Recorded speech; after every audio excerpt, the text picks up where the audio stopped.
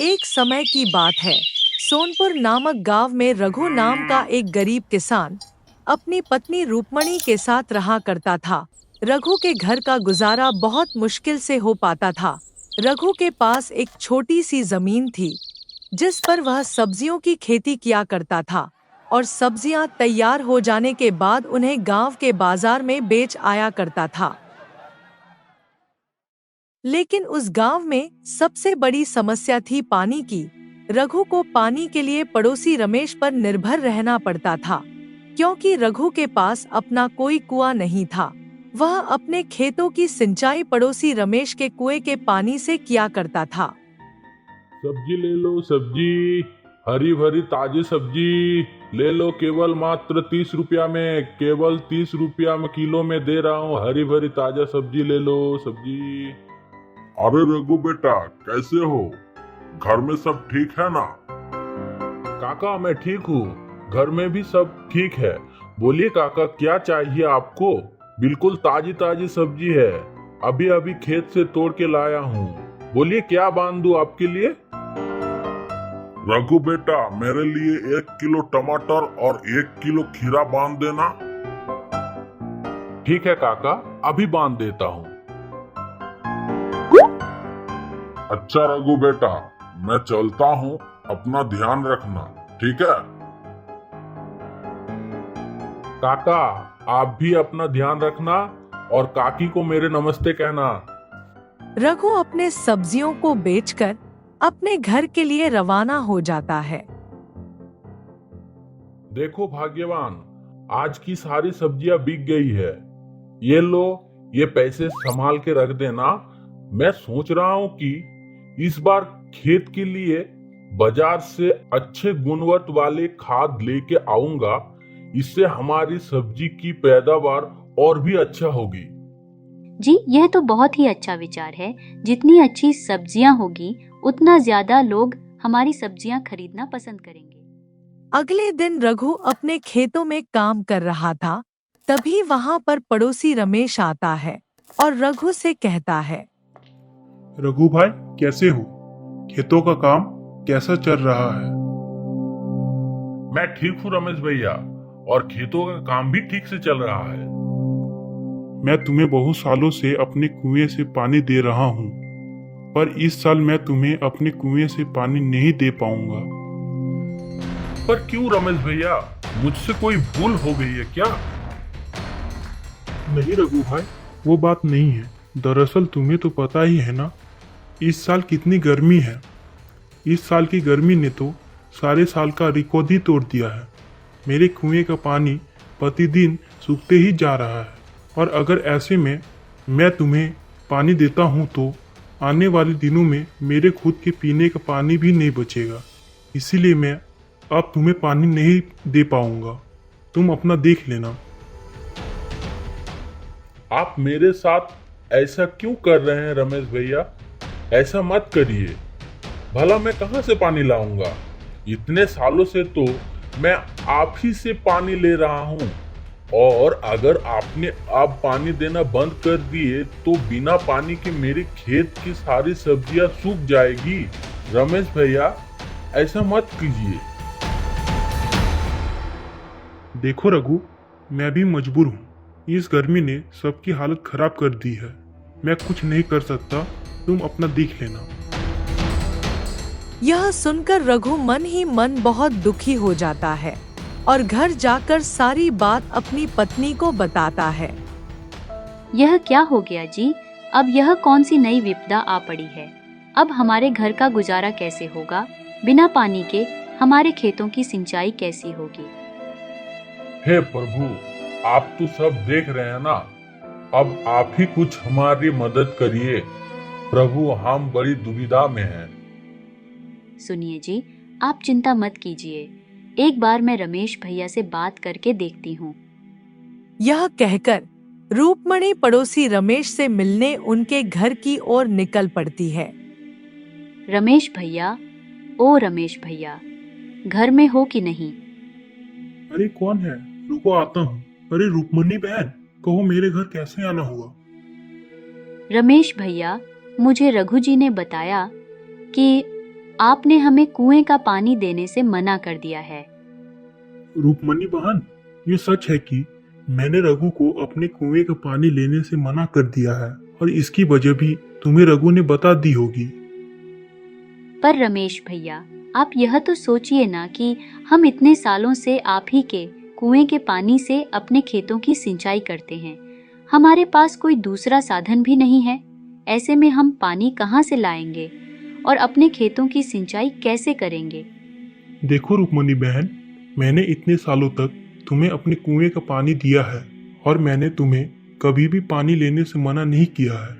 लेकिन इस बार बहुत भारी गर्मी पड़ी है। मेरे कुएं का पानी सूख कर बिल्कुल कम हो गया है।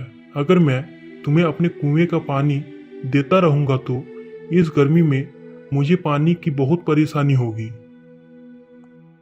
रूपमणी रमेश को कुएं का पानी देने के लिए बहुत मनाने की कोशिश करती है, मगर रमेश नहीं मानता है और रूपमणी दुखी और थक हार कर अपने घर की ओर निकल पड़ती है। क्या हुआ भाग्यवान? रमेश भैया ने क्या कहा? रमेश भैया ने पानी देने से मना कर दिया। वह कह रहे थे कि अगर मैं तुम्हें पानी देता हूँ तो मुझे गर्मियों में बहुत परेशानी होगी। पानी के बिना क्या होगा भाग्यवान? हमारे सारे फसल तो सूख जाएंगे।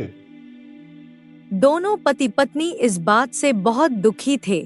रघु को तो आज रात बिल्कुल नींद ही नहीं आ रही थी। वह बस अपने खेतों के बारे में ही सोच रहा था। सोचते सोचते रघु को एक विचार आता है। हमारे पास इतने पैसे तो नहीं है कि हम मजदूर से कुआं खुदवा सके, लेकिन मैं सोच रहा हूँ अगर कुआं खोदने का काम मैं अकेले ही शुरू कर दूं तो हाँ, यही ठीक रहेगा। अरे रूपमणी, सुनती हो? क्या हुआ जी?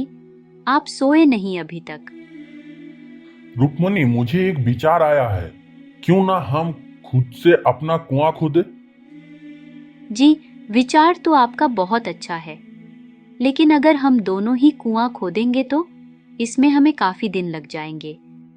हाँ रूपमणी, वो तो है, लेकिन और कोई रास्ता भी तो नहीं है और हमारे पास इतने पैसे भी तो नहीं है कि हम मजदूर से कुआं खुदवा सके। आप ठीक कहते हैं जी, हम कल से ही कुआं खोदने के काम में लग जाएंगे। चलिए अभी आप सो जाइए। अगले दिन दोनों अपने खेतों के पास जाते हैं और वहां पर कुआं खोदने का काम शुरू कर देते हैं। सुनिए जी, इस बार तो बहुत ज्यादा गर्मी पड़ी है। इतनी गर्मी में तो बहुत बुरा हाल हो रहा है। बार बार प्यास लग रही है। हाँ भाग्यवान, पर हमें धैर्य से काम लेना होगा। माना इस साल गर्मी बहुत ज्यादा है, लेकिन हमारे पास अब यही रास्ता है। इतना कहकर दोनों फिर से कड़कती धूप में कुआं खोदने का काम शुरू कर देता है। 15 दिन की कड़ी मेहनत के बाद आखिरकार कुआं तैयार हो जाता है, लेकिन इस बार इतनी कड़ी गर्मी पड़ी थी कि बहुत गहराई तक कुआं खोदने के बाद भी कुएं में एक बूंद पानी नहीं था।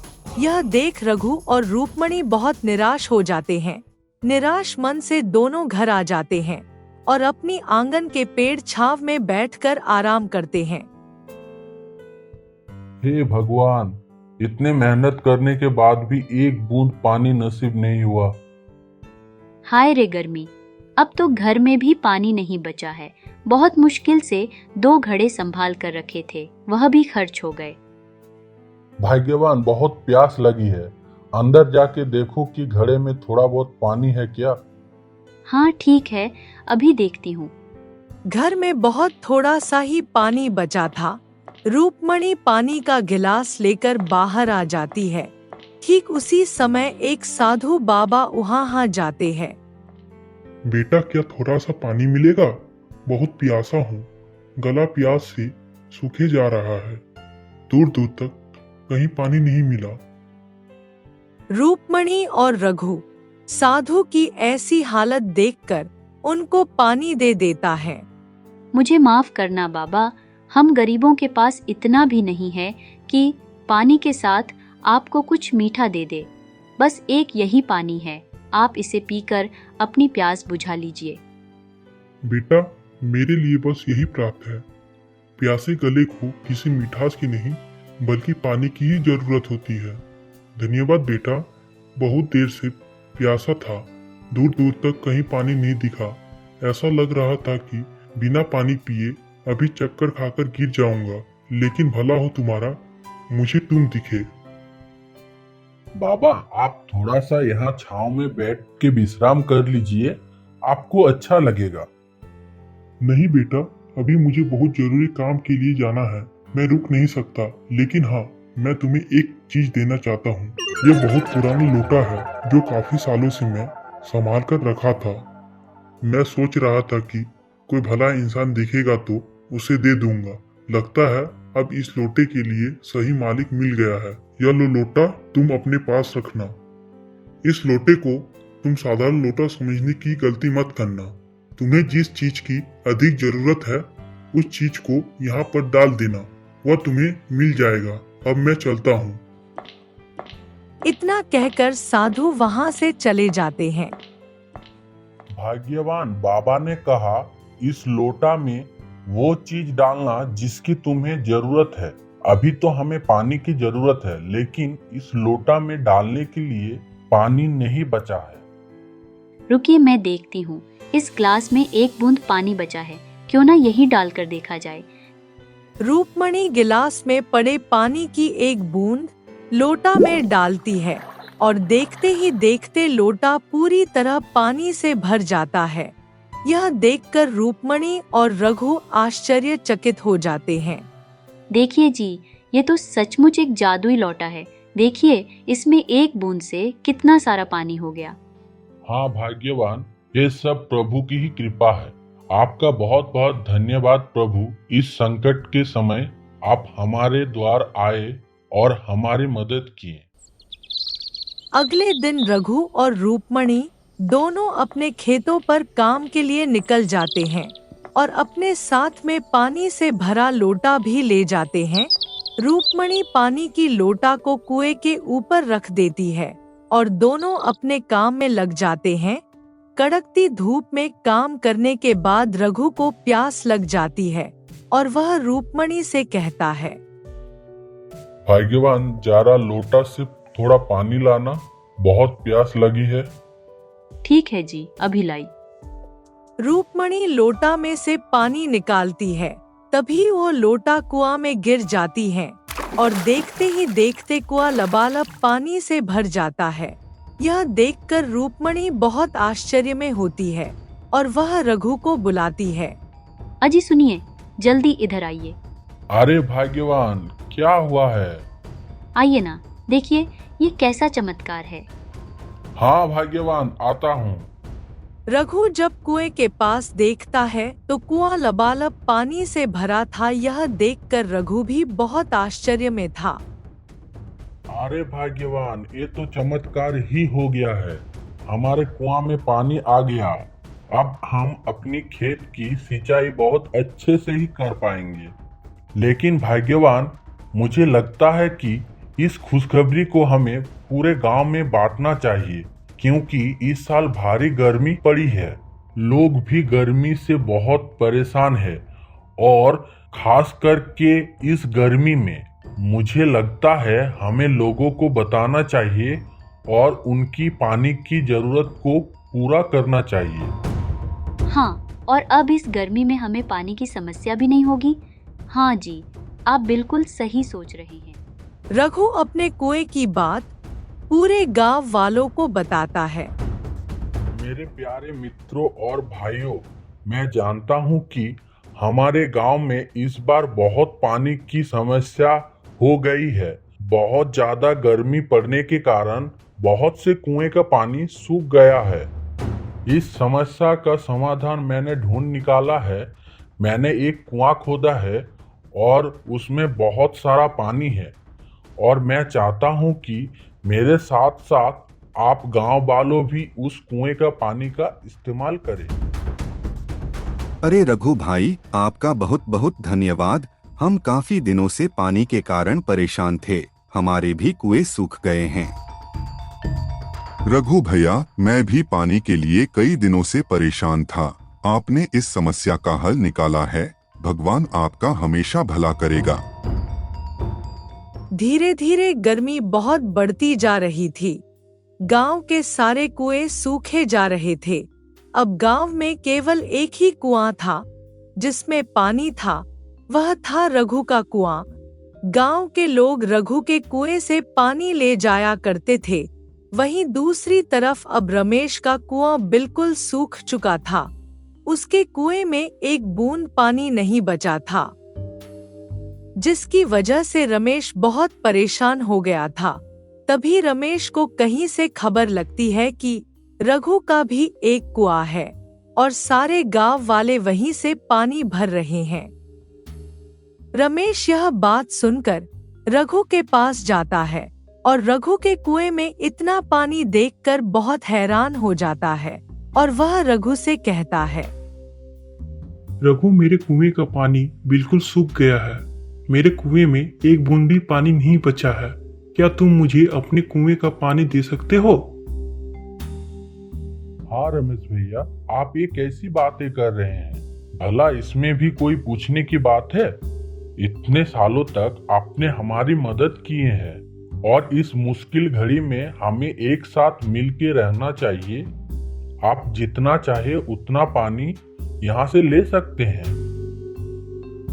रघु की यह बात सुनकर रमेश को अपनी गलती का एहसास होता है और वह रघु से माफी मांगता है। रघु, मुझे माफ कर दो। मैंने तुम्हारे साथ बहुत बुरा व्यवहार किया है। इस मुश्किल घड़ी में मैंने तुम्हारा साथ छोड़ दिया था, लेकिन तुमने मेरा साथ नहीं छोड़ा। धन्य हो तुम्हारे जैसे लोगों का। तुम्हारे जैसे लोगों के वजह से ही इस धरती पर अच्छा जिंदा है।